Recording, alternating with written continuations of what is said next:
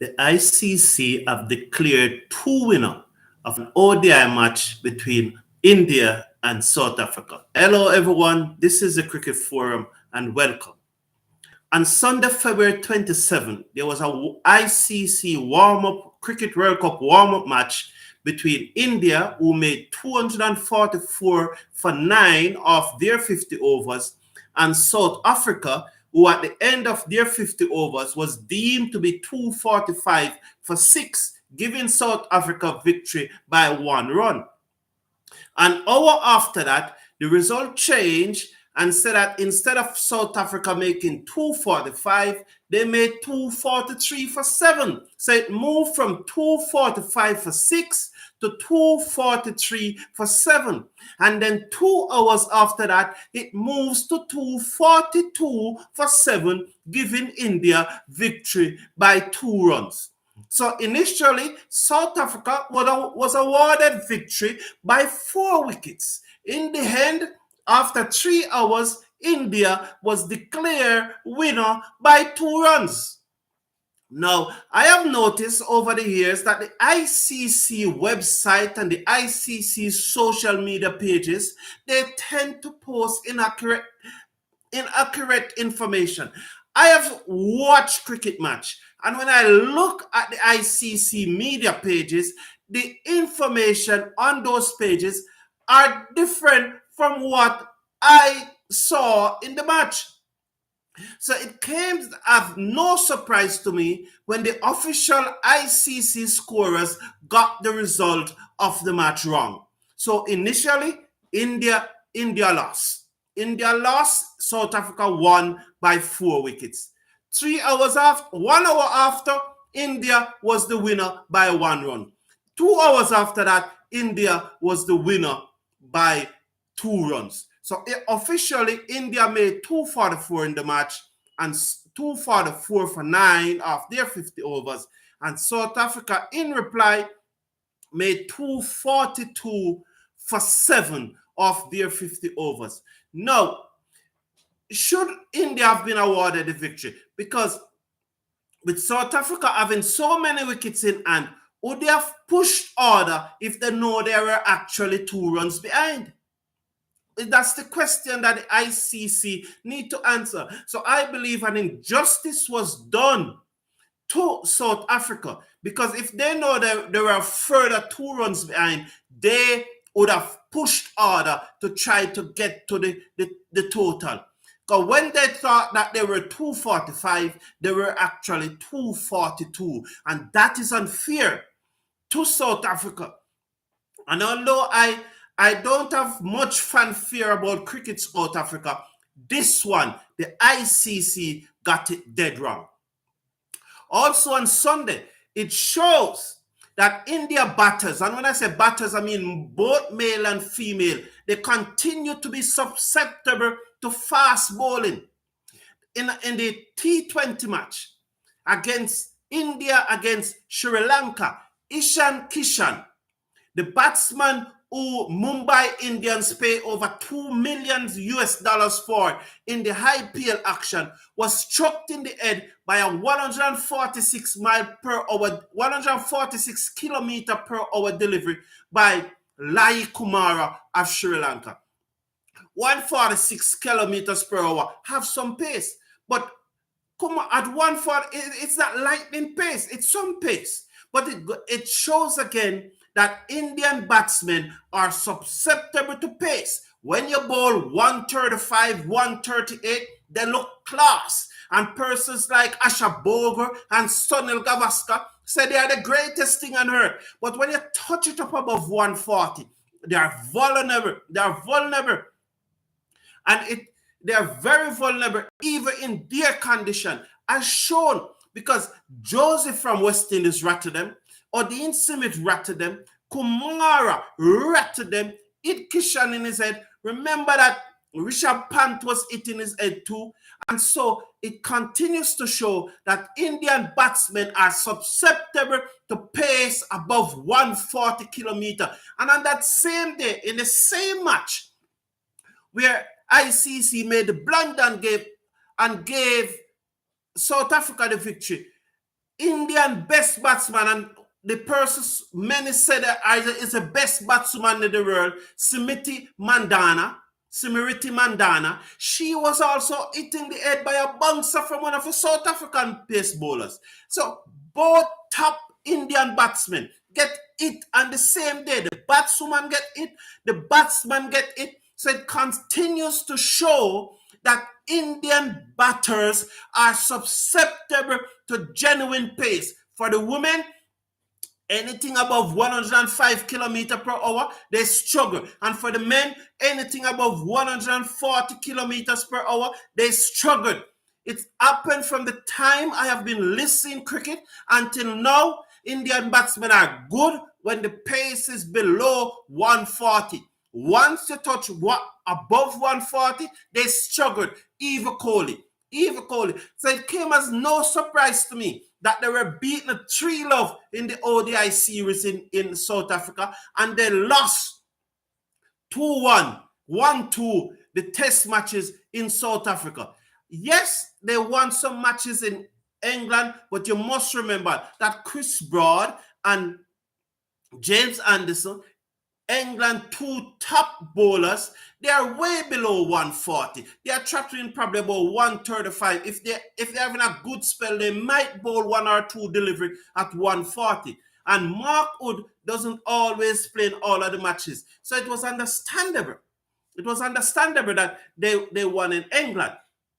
No, but it shows up again. It was a fluke win in Australia. So it shows up again that when you bowl consistently above 140 to Indian batsmen, they struggled. And when you bowl consistently above 105, 110 kilometers per hour to the batsmen, they struggled. And although most pundits in the world have Mandana as the very best batswoman in the world, it shows again that anything above 1.5, 1.8 in that region, she cannot manage, and she was hitting the head Monday by a bumper from the South African pace woman in the same match that ICC made the mistake. So, but it seems like Mumbai Indians cricketers are having, Mumbai Indians, it seems at this time is having a little injury crisis because Krishan was hospitalized. I hope that he's out of the hospital by now. And you remember earlier in the series, Deepak Chahar, your main bowler, who they spent more than $1 million for in the action, he pulled up with what seemed to be a hamstring problem. I have no update on that, but I know with the IPL starting the 26th of March that the Mumbai Indians will be sweating on these two players. Yes, it will start on the 26th of March. Australian cricketers arrived in Pakistan for the first time in 24 years. They went straight from the airport to their hotel under high security, state-like security. It is said that the security that they got from the airport to the hotel was above that what even the president and the prime minister of Pakistan will receive. So it's good to see that Australia finally touched down on Pakistan soil for the first time in 24 years to play a complete series. 3 test matches, 3 ODI, and 1 T20. They will start training 24 hours. They have to quarantine for 24 hours, and then they will need to have a negative COVID test with a PCR or the antigen test, but they will need to provide a negative COVID test, and they will start training after 24 hours. So they would have trained Monday.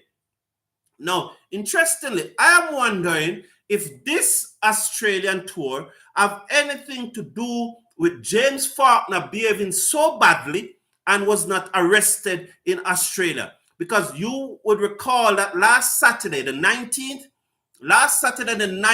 of February, James Faulkner tried to rip off the Pakistan Cricket Board of payment. Pakistan Cricket Board sent the payment to the UK bank account that James Faulkner provided them with. 1 month later, James Faulkner is saying that the money should not have been sent to that account. I needed to send to my Australian account. But the PCB saying that confirmation that your account in England received the money, we cannot now send a further payment to Australia unless we get back that money from England. James Faulkner did not like this. He's a thief. I'm wondering if he cannot be charged for extortionist. But instead of just understanding this situation, James Faulkner went ahead, cussed off the Pakistan Cricket Board, told them that they should make his travel arrangement immediately because he's leaving the country.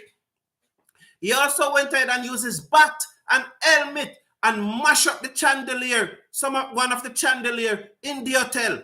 He then went to the airport and was very disrespectful to the officers at the airport.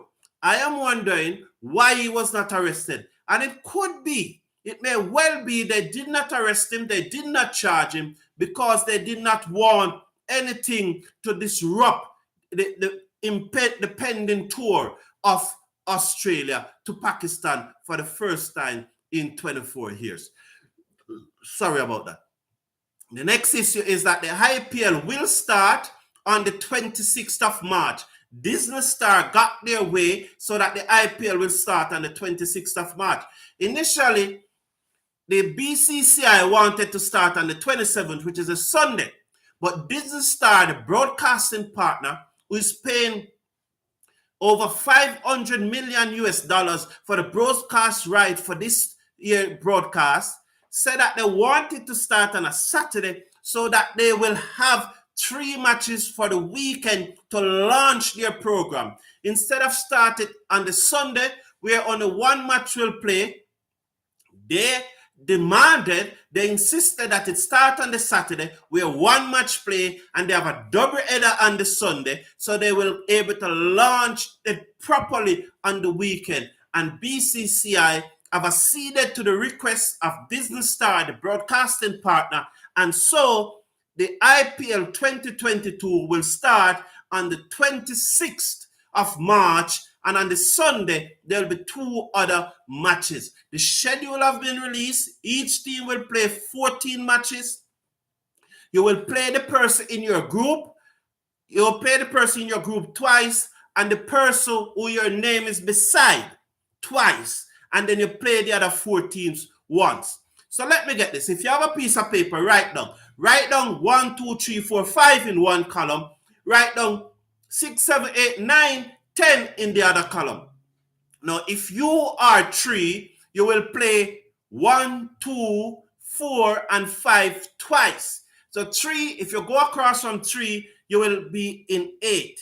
You will be beside 8. So you will play 8 twice also. So you'll play 1, 2, 4, 5, and 8 twice. And then you will play the other teams once, and you will play 14 matches in the preliminary round of the IPL. And then the top 4 teams among the 10 teams will qualify for the playoffs. And you know that playoff goes 1 and 2 play the first qualifier. The winner of that goes straight to the final. 3 and 4 play the eliminator. The winner of the eliminator play the loser of the first qualifier. And the winner of that match now go to the finals. So the final is set for the 26th of May. The competition will start on the 26th of March. And now the great West Indian cricket spinner, Sonny Ramadine, those 2 friends of mine, those 2 pals of mine, Sonny Ramadine and Alfred Valentine, and the last remaining living person of that famous first West Indies win at Lords in England, not only in England, but at Lords too. It was the first time that West Indies was winning a cricket match in England. It so happens at the home of cricket. Sonny Ramadine, who was the last remaining living person from that team, died on Sunday morning at the age of 92. Remember, in that same match at Lords, he took 11 wickets for 152. That was his match all. 11 wickets for 152. In all, Sonny Ramadine played 143 tests. He played 43 tests. In those days, persons don't play 100 test matches. So Ramadine played 43 tests. He took 158 wickets, and his average was 28.98. You could say 29. So he was getting wicket at less than 30 apiece. He took 158 wickets, played 43 tests. In that first ever test that West Indies won in England, he had matched all of 11 for 152. He was the last remaining living member of that team. He died Sunday morning at the age of 92. Well done, Sonny Ramadeen. Good life, good age, good score. May his soul rest in peace. And I send condolences to his family. So thank you everyone for tuning in. Please slash a like on the video. Please share and subscribe. Until tomorrow, Carlton Brown saying have a great day and thank you for tuning in to the Cricket Forum.